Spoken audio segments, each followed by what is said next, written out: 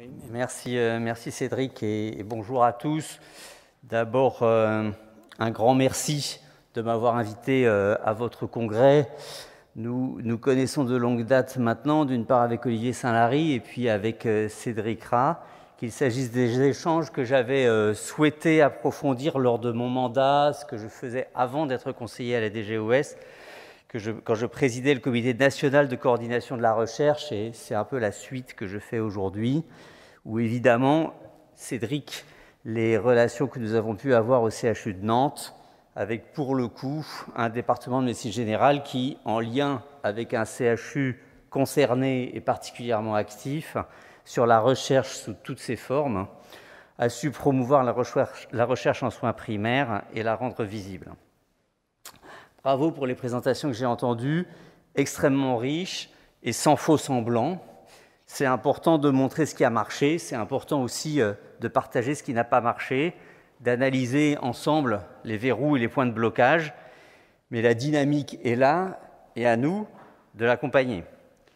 Aussi, je suis venu vous dire que le ministère des Solidarités et de la Santé et la DGOS en particulier sont convaincus de l'absolue nécessité que la recherche en soins primaires se développe en France et probablement comble un retard par rapport aux autres pays de l'Union, notamment les Pays-Bas par exemple, et en dehors de l'Union, le Royaume-Uni.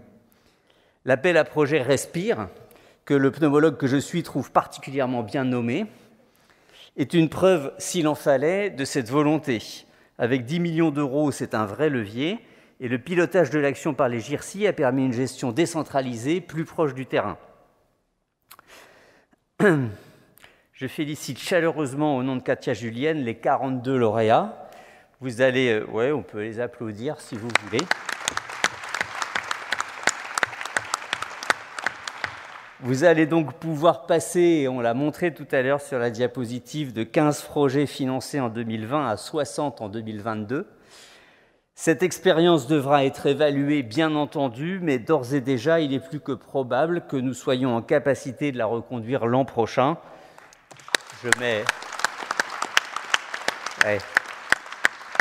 Vous avez quand même entendu quelques précautions oratoires, mais on est vraiment en bonne voie là-dessus. Cet appel d'offres a suscité un véritable engouement avec presque 100 projets soumis en un temps record, puisqu'il fut ouvert du 15 juillet au 15 septembre, ce qui est quand même des mauvaises dates, en plein été, et en plus hors confinement, ce qui facilite moins l'écriture finalement. Donc regarder ces candidatures, c'est apprécier les forces qui existent dans notre pays sur ce sujet, leur diversité et la créativité des acteurs, et c'est déjà un assez beau résultat de voir le paysage créé par ce qui a été soumis, et après ce qui a été retenu, mais ce qui a été soumis donne la vérité de la volonté. Cela m'amène à réfléchir avec vous, si vous le voulez bien, sur ce qu'est la recherche en soins primaires. Sans faire une énumération lassante et sans intérêt, je veux avec vous relever certains domaines et certains champs de la recherche qui vous appartiennent. D'abord peut-être la recherche sur les parcours et les organisations.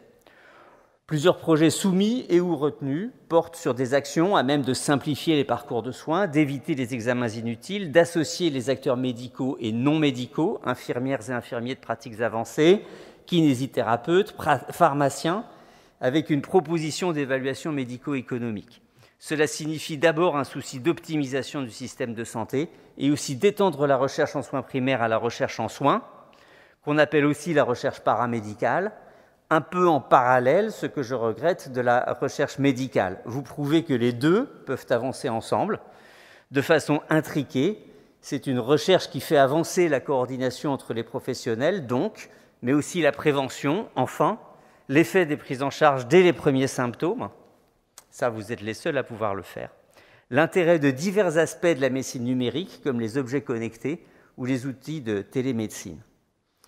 La recherche en soins primaires répond aussi à un besoin énorme auquel l'utilisation à des fins de recherche des données de santé au travers des entrepôts de données, et je sais que vous y travaillez pour la médecine générale, va pouvoir répondre. Il s'agit des essais en vie réelle. Jusqu'à présent, les AMM sont délivrés sur la base d'essais contrôlés dont la logistique est lourde et pour lesquels les malades sont si sélectionnés qu'on se demande ce que cela fait dans la vraie vie. chez le malade comorbide, plus ou moins observant, etc. Dans mon domaine, tous les traitements de l'asthme ont été testés chez des malades non-fumeurs pour surtout ne pas risquer de traiter des BPCO, de sorte que l'on n'a aucune donnée concernant l'asthmatique fumeur. Un tiers des asthmatiques tout de même. Vraiment, je pense que les données en vie réelle doivent permettre de répondre à ces questions-là. La recherche en vie réelle, c'est aussi les phases 4, extrêmement importante pour détecter des proportionnellement petits groupes de patients qui développent des effets secondaires inattendus en réponse à un nouveau médicament. C'est observer la vie du médicament lui-même, sa réalité de prescription, sa délivrance adaptée ou non aux recommandations. Vous parliez des études observationnelles, c'est à cela qu'elles doivent servir aussi. Au-delà de ces domaines, organisation, parcours de soins, études en vie réelle, la recherche en soins primaires est la seule capable de considérer les problématiques des malades non graves, qui sont tout de même les plus fréquents, mais aussi largement consommateurs de ressources. Et là, on aborde tous les grands enjeux de santé publique, ce qui renforce le caractère très transversal de la recherche en soins primaires, maladies infectieuses avec les enjeux de l'antibiothérapie et de l'antibiorésistance, maladies métaboliques et cardiovasculaires, maladies respiratoires, dont les acteurs tiennent mercredi prochain leurs états généraux, la santé mentale, le cancer, mais aussi, et ce n'est pas accessoire, les soins de support, les soins palliatifs, les prises en charge de fin de vie. Tous ces domaines sont des priorités pour nous. Quand je dis nous, c'est DGOS. Vous avez probablement remarqué que j'ai tenu jusqu'à ce point de mon discours sans évoquer le Covid long et la vaccination. Mais bien entendu, c'est un domaine dans lequel notre expérience de presque 2 ans montre l'importance de la médecine de ville, avec en recherche des efforts considérables qui ont été faits, même si les résultats sont encore insuffisants et si on voit bien que les organisations sont très difficiles. Parce que maintenant qu'on a dit tout cela, comment fait-on ? On en a parlé. La définition même de la recherche doit être interrogée. La méthodologie, les plans expérimentaux, l'analyse des données, c'est cela finalement qui fait la recherche. Il y a recherche lorsqu'il y a expérimentation et évaluation, et si possible, innovation. Autant dire qu'il n'y a pas de recherche sans chercheurs et qu'on ne s'improvise pas, chercheur ou chercheuse, et j'y reviens, on n'est pas obligé aussi de faire de la recherche.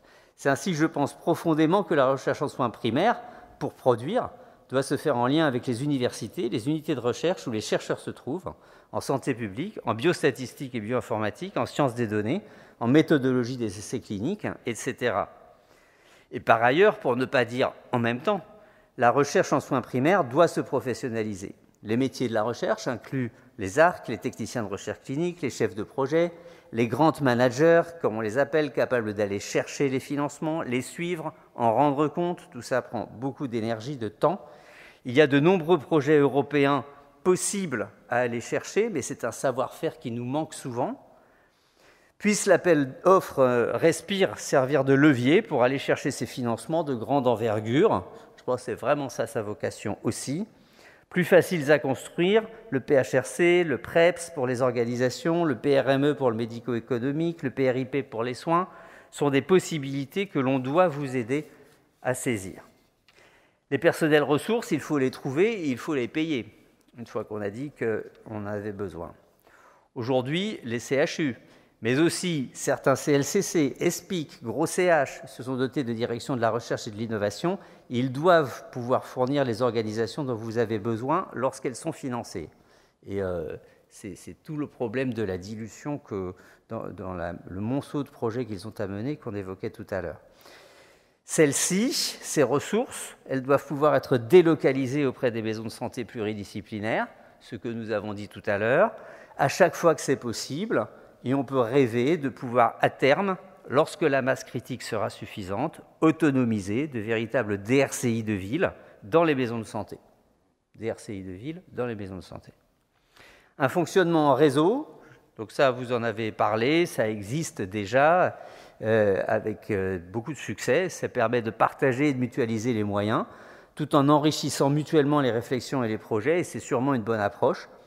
Il faut inventer, en fonction des écosystèmes locaux, les solutions les plus efficaces. Je pense qu'il faut rester très ouvert, ne pas se fermer la porte au nom d'un hospitalocentrisme fantasmé parfois, et il faut en revanche essayer de créer des nouveaux outils, peut-être plus proches, plus agiles, plus maniables, et je pense qu'on doit pouvoir vous aider à cela.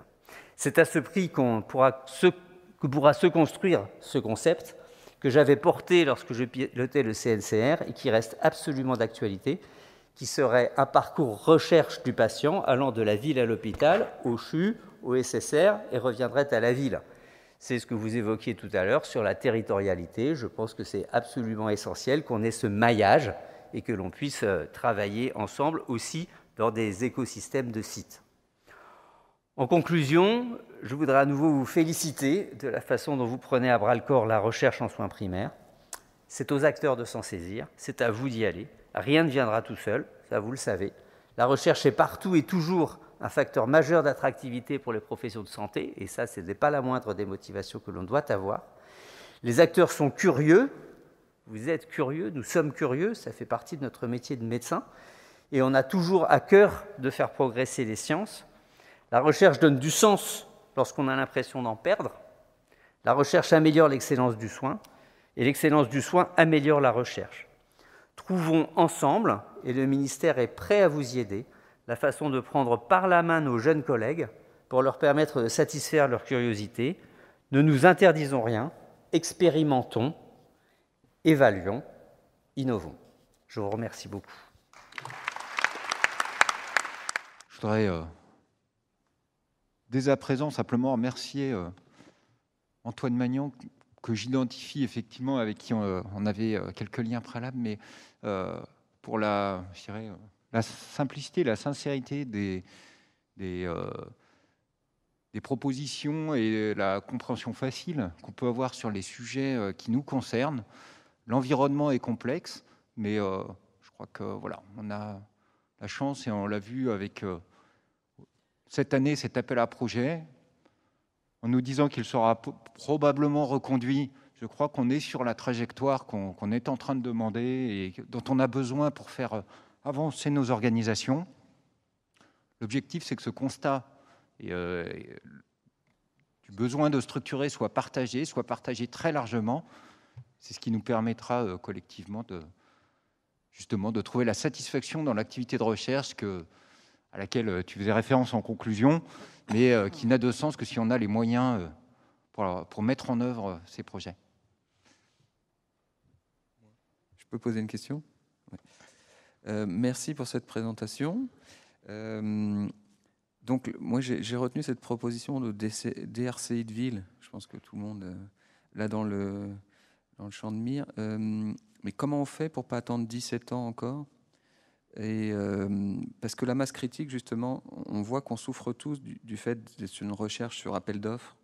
Donc, on crée des emplois précaires, parfois dans nos institutions. Moi, je suis dans un centre de santé, mais j'ai maintenant un médecin de santé publique.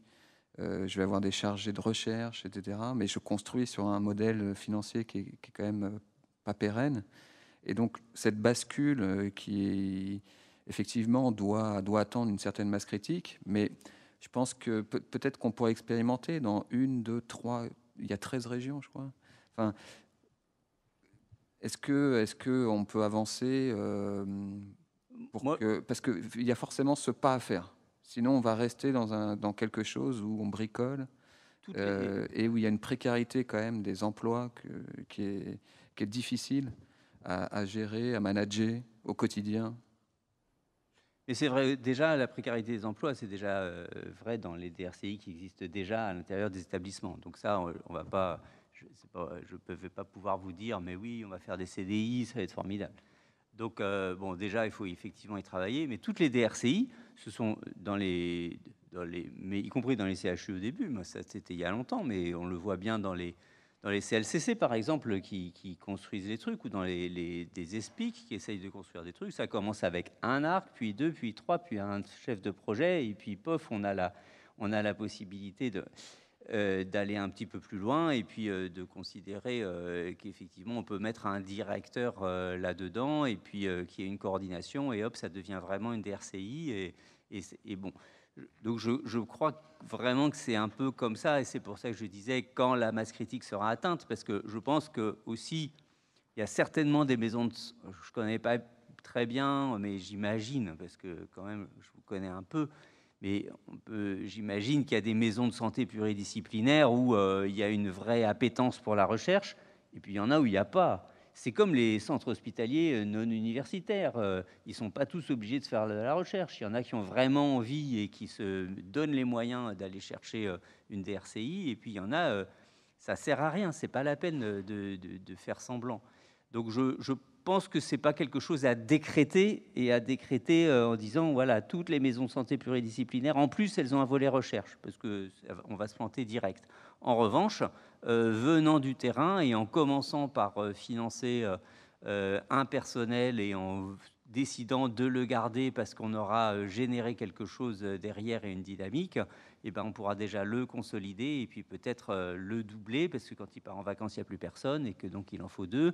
Et puis que ce soit par exemple à cheval sur 2 maisons de santé pluridisciplinaires qui ne sont pas très loin l'une de l'autre et où les arcs pourraient se déplacer. Enfin voilà, tout ça, je pense que c'est des choses qui peuvent s'imaginer et qui peuvent être portées dans la rédaction d'un projet de recherche à la page organisation. Comment est-ce qu'on fait? Et que vous demandiez de l'argent pour pouvoir, parce que quand même il y en a un peu avec 10 millions d'euros pour pouvoir faire cet amorçage sur certains emplois de métiers d'appui à la recherche. Voilà comment je vois les choses. C'est un peu comme ça qu'on a tous fait dans les établissements, et finalement je pense que c'est le meilleur moyen pour que finalement ça marche. Moi je ne crois pas du tout à un système qui viendrait du haut et qui décréterait un truc pour tout le monde. Je pense vraiment que c'est au niveau des acteurs qu'il doit y avoir des propositions, mais évidemment, il faut qu'en regard, il puisse y avoir des réponses à ces propositions qui viennent de vous.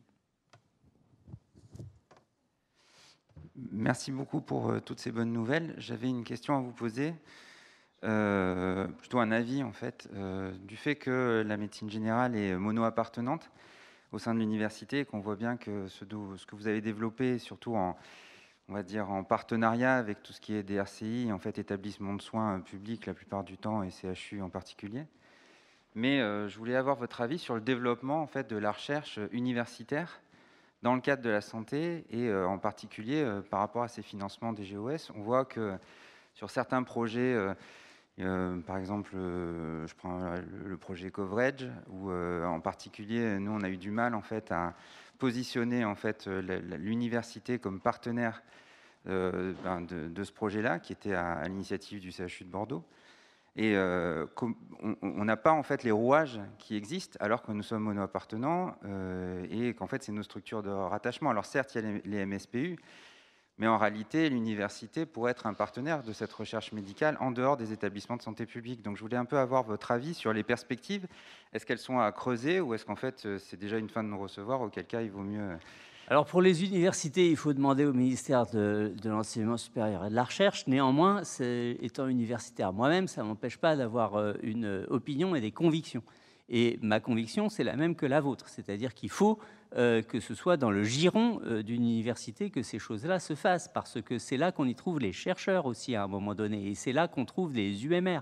Et donc, si on n'a pas ces ressources-là sous la main, on n'y arrivera jamais. Donc oui, je pense qu'il faut que les présidents d'université s'emparent de ça, les directeurs du FR relayent cela, et que c'est vraiment la façon de construire les politiques de site. J'ai parlé du territoire, j'ai parlé des politiques de site, on vient de parler des maisons de santé pluridisciplinaires. Tout ça, c'est un maillage territorial qui aboutit quoi à une région universitaire, hein, pas à une région administrative. Et ça, je le pense profondément. Alors, c'est pas évident, c'est pas partagé par tous, et donc voilà. Mais voilà, Coverage, entre parenthèses, c'était porté par le CHU de Bordeaux parce qu'il fallait trouver un réceptacle. Hein. C'était pas le CHU de Bordeaux qui a fait Coverage au départ. Alors bon, il y a des infectiologues au CHU de Bordeaux qui sont très actifs, et c'est tant mieux. Mais après ça, c'est un peu aussi typiquement un truc qui a été décrété, et puis démerdez-vous. Et du coup, c'est extrêmement difficile d'inclure un patient qu'on voit dans son cabinet avec le Covid au cours de la première vague pour lui faire un aérosol d'anti-interféron gamma. Enfin, c'est juste, rien que d'y penser, ça fait froid dans le dos. Donc, c'est difficile, et effectivement, rien ne peut se décréter de façon, en tout cas, unilatérale.